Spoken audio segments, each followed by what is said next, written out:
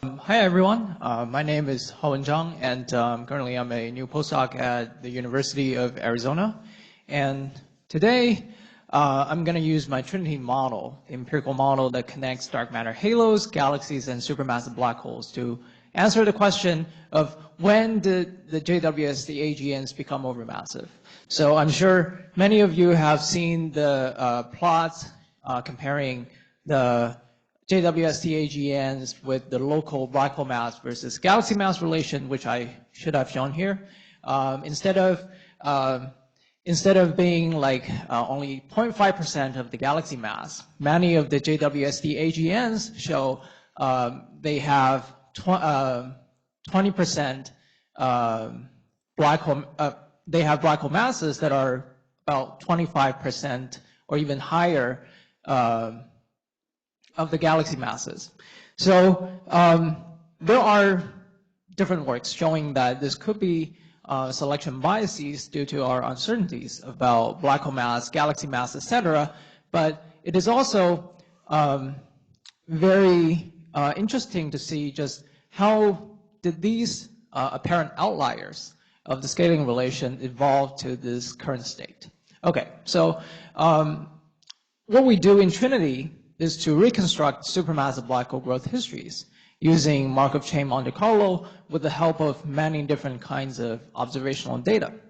So let's look at the black hole energy history first.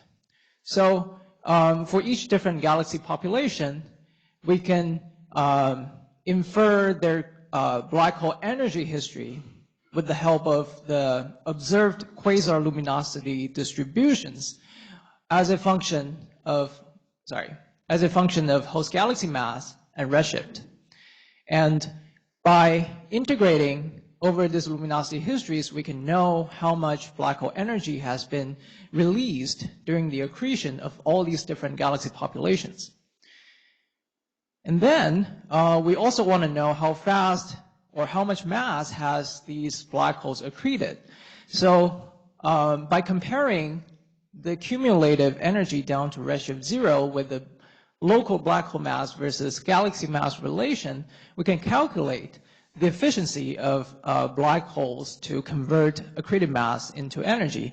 And by solving for this efficiency, we can then convert this energy history into the black hole mass history for different galaxy populations and apply such relations onto these individual JWST AGNs.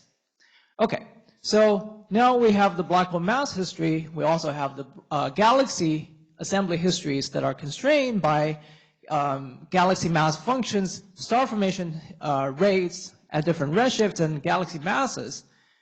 We can then measure the black hole mass versus galaxy mass ratio as a function of redshift and galaxy mass and extrapolate them back into the very earliest universe, say up to redshift 15.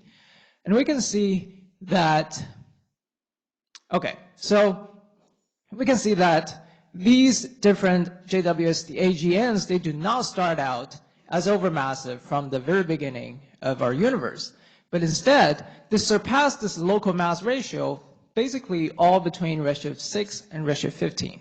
So this fast growth could be due to lots of mechanisms, one of which is, for example, what Avishai would talk about, the feedback-free star formation phase where there are also black hole seeds forming in the different star clusters and migrate to galaxy centers and merge later in the